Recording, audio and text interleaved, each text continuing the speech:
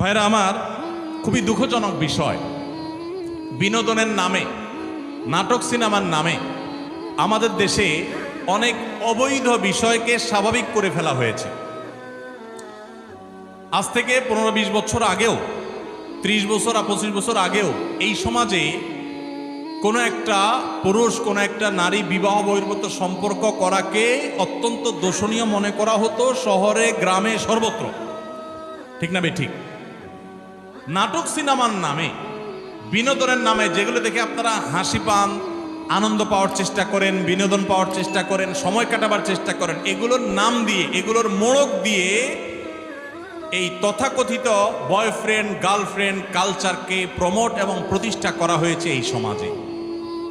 এখন আর কারো বয়ফ্রেন্ড আছে, কারো গার্লফ্রেন্ড আছে এটা বলতে এখন আর মুখেও বাধে না, অর্থাৎ লাজ লজ্জা শরমটাও উঠে শেষ হয়ে গেছে। এটা খুব ভয়ঙ্কর একটা ব্যাপার।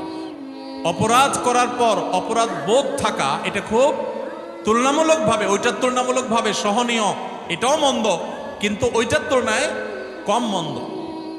আর যদি কেউ অপরাধ করার পর অপরাধকে অপরাধ মনে না করে, দোষ মনে না করে, এটা ভয়াবহ, এটা কুফরি, এটা ঈমান যাওয়ার মতো বিষয়। আমাদের সমাজে এই তথাকথিত নাটক সিনেমার নাম দিয়ে পশ্চিমারা সেই জায়গাগুলোতে কোটি কোটি টাকা ইনভেস্ট করে তথাকথিত আর্টিস্ট এবং শিল্পীদের কিনে নিয়ে তাদের দিয়ে বয়ফ্রেন্ড গার্লফ্রেন্ড কালচার প্রতিষ্ঠা করে জেনাকে সমাজে এস্টাবলিশড ইতিমধ্যে তারা করে ফেলেছে। আমাদের সমাজকে এখন আরেক লেয়ারে পচাবার জন্য, নষ্ট করার জন্য এখন তথাকথিত ট্রান্সজেন্ডার বাদ এটাকে প্রতিষ্ঠা করার জন্য নাটক তৈরি করা হচ্ছে। ইতিমধ্যে একটা নাটক, কত বড় দুঃসাহস চিন্তা করেন, ঈদের অনুষ্ঠান একান্তই মুসলমানদের অনুষ্ঠান, একটা ইবাদত। ঈদ একটা কি ইবাদত, ঈদের মতো ইবাদতকে ঘিরে যে অনুষ্ঠান করছে সেখানে সমকামিতা বা ট্রান্সজেন্ডার মতবাদ সেটাকে পুশ করে নাটকের মাধ্যমে ইবাদতরত মানুষগুলোকে নাটকের নাম দিয়া তাদের মধ্যে ওই ইবাদতের মৌসুমে সিজনে তাদের মধ্যে ইসলাম বিরোধী বিষ ঢুকাই দেওয়া হচ্ছে। তার মানে হলো যে আমাদের সম্পদ, আমাদের সোসাইটি, আমাদের ঈদ মানে মুসলমানদের আবহ, এইটাকে ব্যবহার করে সেখানে তারা মুসলমানদের বিরুদ্ধে বিষ এবং ক্ষতিকর জিনিস তারা ঢুকিয়ে দিচ্ছে।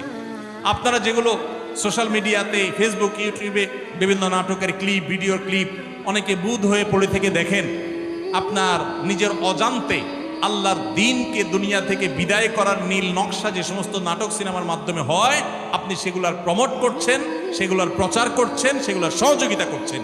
এই জন্য আমাদের পরিষ্কারভাবে প্রত্যেকের অবস্থান নিতে হবে। যেই সমস্ত কোম্পানি, যেই সমস্ত আপনার ব্যবসা প্রতিষ্ঠান এই সমস্ত ট্রান্সজেন্ডার মতবাদ, এই সমস্ত সমকামিতা, যেটা আমাদের রাষ্ট্রের আইনেও 2 বছর কারাদণ্ড বলা আছে, এরকম একটা রাষ্ট্রের আইন বিরোধী এবং বাংলাদেশের হিন্দু, মুসলিম, খ্রিস্টান, বৌদ্ধ সকল ধর্মের মানুষের সর্বসম্মতিক্রমে সকল ধর্মমতে যেটা অন্যায়, অপরাধ এবং পাপের কাজ, রাষ্ট্রীয় আইনে যেটা অবৈধ, সেরকম একটা জিনিসকে যারা স্বাভাবিক করার চেষ্টা করছে, তারা হোক বিশ্ববিদ্যালয়, হোক তারা ব্যাংক, হোক তারা মোবাইল ব্যাংকিং কোম্পানি, হোক তারা অন্য কোনো প্রতিষ্ঠান, হোক তারা যে কোনো প্রতিষ্ঠান, তাদেরকে বর্জন করা, বয়কট করা, উপযুক্ত শাস্তি নিশ্চিত করার চেষ্টা করা আমাদের প্রত্যেকটা মানুষের দায়িত্ব। ভাইরা আমার, আমাদের সন্তানরা ট্রান্সজেন্ডার মতবাদ প্রতিষ্ঠিত হলে, তারা সমকামিতার দিকে ঝুঁকে গেলে পরিস্থিতি কি হতে পারে? আমেরিকার মতো দেশের অভিভাবকরা রাস্তায় নেমে এসেছে, কারণ গোটা সমাজের সিস্টেমটা ভেঙে ফেলা হয়েছে। আপনারা অনেকে বলতে পারেন এটা করে তাদের লাভটা কি? কোরআন খুলে দেখেন, কোরআন এমন এক অলৌকিক মহাগ্রন্থ, 5000 বছর পরে কি হবে কোরআন বলে গেছে, ইঙ্গিত দিয়ে গেছে। আল্লাহ সুবহানাহু ওয়া তাআলা বলেছেন, ফালা ইউগাইয়িরুন্না খালকাল্লাহ, শয়তানের অন্যতম একটা কাজ হবে মানুষের সৃষ্টির মধ্যে পরিবর্তন সাধন করে সেখানে পুরো সিস্টেমটাকে আপনার ভেঙে চুরে একাকার করে দেওয়া। নারী পুরুষের কোনো ভেদাভেদ তারা রাখতে চায় না। আপনারা জানেন বাংলাদেশে এখন অনেক ফরম তৈরি হচ্ছে, ছেলে মেয়ে পরিচয় রাখতে চায় না। শুরুতে শুরু হয়েছে ছেলে মেয়ে, আবার ট্রান্সজেন্ডার, একটা হলো তৃতীয় লিঙ্গ যেটাকে বলেন আপনারা, অর্থাৎ হিজড়া। সেটা তো একটা জিনিস, সৃষ্টিগত ব্যাপার, ওইটার ব্যাপারে তো কোনো ভিন্নমত নাই। তারা তো আল্লাহ সৃষ্টি, ওইরকমই তারা থাকবে, অথবা তাদের ট্রিটমেন্ট করে একটা পর্যায়ে তাদেরকে আনা যাবে, তাদের অধিকার সুসংরক্ষিত সাংবিধানিকভাবেও ধর্মীয়ভাবেও।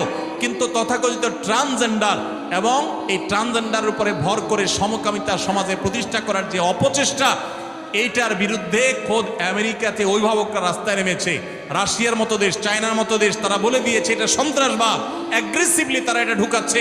অনেক গার্মেন্টস প্রতিষ্ঠানকে, মালিকদেরকে বাধ্য করা হচ্ছে আপনি সমকামিতাকে সমর্থন করেন কিনা, তাহলে আপনাকে ফান্ড দেয়া হবে, আর না হলে দেয়া হবে না। তারা নারী পুরুষের পরিচয়কে একাকার করে দিয়ে এখানে যে বিশৃঙ্খল পরিস্থিতি তৈরি করতে চায়, আল্লাহ বলেছেন এটা শয়তানের এজেন্ডা। ফালা ইউগাইয়িরুন্না খালকাল্লাহ, আল্লাহর সৃষ্টি নারী এবং পুরুষ, এগুলোর মধ্যে পরিবর্তন সাধন করে এগুলোকে মেসাকার করে, একাকার করে, বিশৃঙ্খল করে ফেলা, এটা শয়তানি এজেন্ডা যেটা বাস্তবায়ন করছে। অতএব ঈদের অনুষ্ঠানে বা যে অনুষ্ঠানে হোক, নাটকের নামে, সিনেমার নামে আপনারা একটার পর একটা অবৈধ জিনিসকে সমাজে স্বাভাবিক করে ফেলবেন। এখন আবার সমকামিতাকে স্বাভাবিক করার এজেন্ডা নিয়ে নামছেন।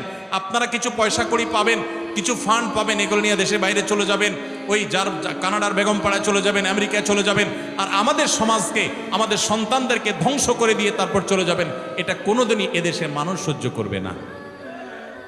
অতএব রাষ্ট্রবিরোধী, আইন বিরোধী এই সমকামিতাকে যারা প্রমোট করছে, তাদের ব্যাপারে আমাদের সাবধান হতে হবে, সতর্ক হতে হবে, দায়িত্বশীল হইতে হবে, এবং আমাদের প্রত্যেকটা মানুষকে তাদেরকে বর্জন, বয়কট সর্বতভাবে করতে হবে।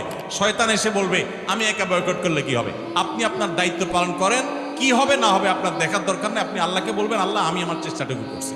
করা যাবে না ইনশাআল্লাহ?